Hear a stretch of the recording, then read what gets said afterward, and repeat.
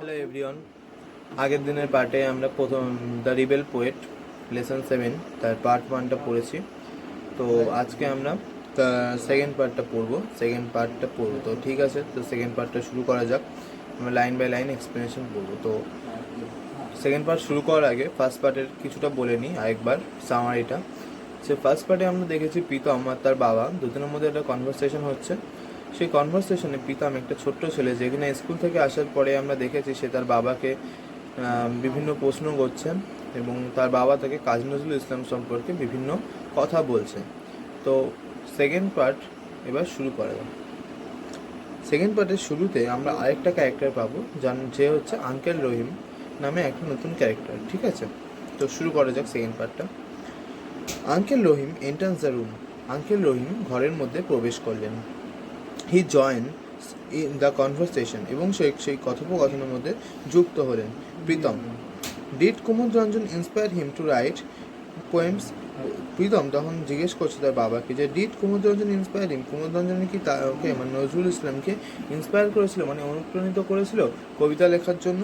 Father, বাবা, yes, হ্যাঁ, but কিন্তু Nazrul was also influenced by Rabindranath Tagore and the Persian poets like Hafiz and খোয়াম।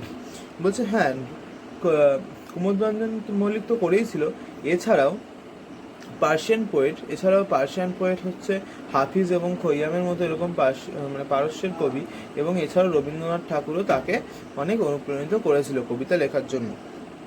Father, uncle Rahim, did you know Nazrul join the army under the British? Uncle Rahim তখন বললেন, তুমি কি জানো যে নজরুল আর্মিতে জয়েন করেছিল, যেটা হচ্ছে ব্রিটিশদের অধীনস্থ ছিল? He join in 49 Bengal regiment. সে জয়েন করেছিল 49তম বেঙ্গল রেজিমেন্টে। After the first world war, প্রথম বিশ্বযুদ্ধের পর, the regiment was disband in 1920। তাহলে after the first world war মানে প্রথম বিশ্বযুদ্ধ যখন হয়েছিল তখন তো নজরুল আর্মিতে জয়েন করেছিল, বাট তারপরে প্রথম বিশ্বযুদ্ধ শেষ হয়ে যাওয়ার পর 1920 সালে সেই রেজিমেন্টটাকে ডিসব্যান্ড করে দেওয়া হলো, মানে বন্ধ করে দেওয়া হলো। So he came to Kolkata, তার জন্য সে আবার কলকাতাতে ফিরে এলো। Father, at that time India had Ryzen against the British rule. এই সময়তে ইন্ডিয়া ব্রিটিশদের শাসন তার বিরুদ্ধে গর্জে উঠেছিল। Nazrul protested against the cruelty of the British in his own way. বলছে অ্যাট দ্যাট টাইম, সেই সময় নজরুল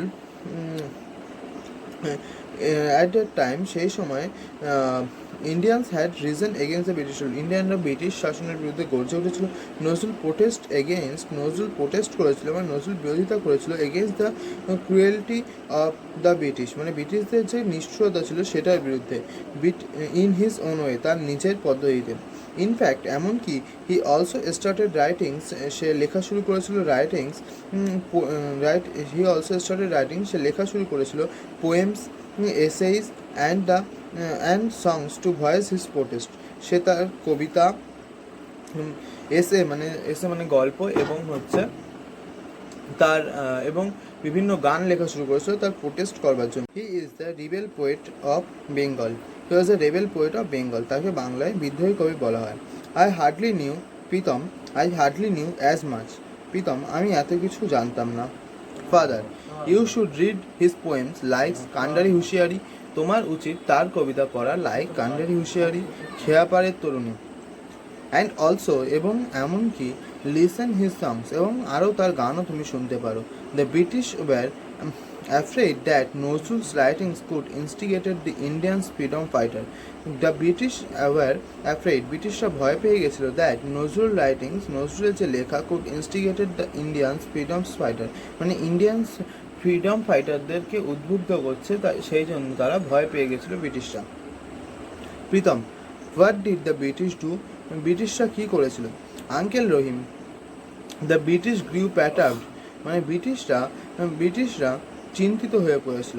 ফাদার, ইন 1922 সালে Nazrul started a magazine. Nazrul একটা ম্যাগাজিন লেখা শুরু করেছিল, ধূমকেতু নামে, হোয়ার হি পাবলিশড, যেখানে সে পাবলিশ করেছিল আনন্দময়ীর আগমনে আ পোয়েম। আনন্দময়ীর আগমন নামে একটি পোয়েম, অর্থাৎ আনন্দময়ীর আগমনের নামে একটি কবিতা। Uncle Rahim, the British raided the office of Dhumketu. ব্রিটিশরা ধূমকেতুর যে অফিস ছিল সেখানে তল্লাশি করে। The poet was arrested from Comilla, এবং এবং কবিকে অ্যারেস্ট করা হয় কুমিল্লা থেকে, মানে কুমিল্লা থেকে তখন নজরুল ইসলামকে গ্রেপ্তার করছে ব্রিটিশরা, কারণ তার এই লেখালেখির জন্য। Father Pritam, what happen then, তারপর কি হয়েছিল? ফাদার, বাবা, he was transferred to the Hooghly jail, তাকে পাঠিয়ে দেওয়া হয় হুগলি জেলে। অ্যান্ড দেয়ার, এবং সেখানে হি বিগ্যান ফাস্টিং, এবং সেখানে সে অনশন শুরু করে। It was his way of protesting, এটা ছিল তার একটি প্রোটেস্টিং করার, মানে বিদ্রোহ করার ব্রিটিশদের বিরুদ্ধে, against the torture of British, ব্রিটিশদের যে অত্যাচার তার বিরুদ্ধে। Pritam, for how many days did he fast? Father বলছে কতদিনের জন্য সে অনশন চালিয়েছিল বাবা? Father, he fasted for more than a month, সে অনশন করেছিল 1 মাসেরও বেশি।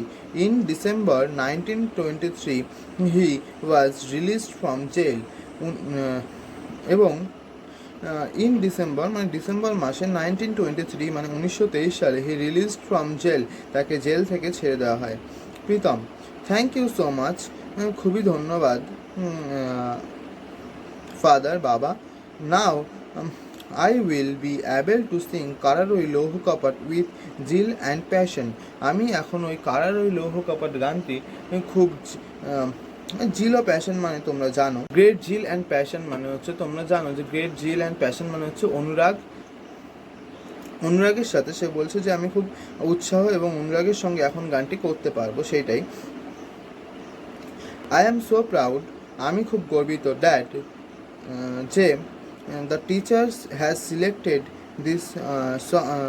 সিলেক্টেড মি ফর সিঙ্গিং, আমি এটার জন্য খুব গর্বিত যে টিচার আমাকে এই গানটি করবার জন্য সিলেক্ট করেছেন। Uncle Rahim, then let's hear you sing, তাহলে তুমি গানটি শুরু করো।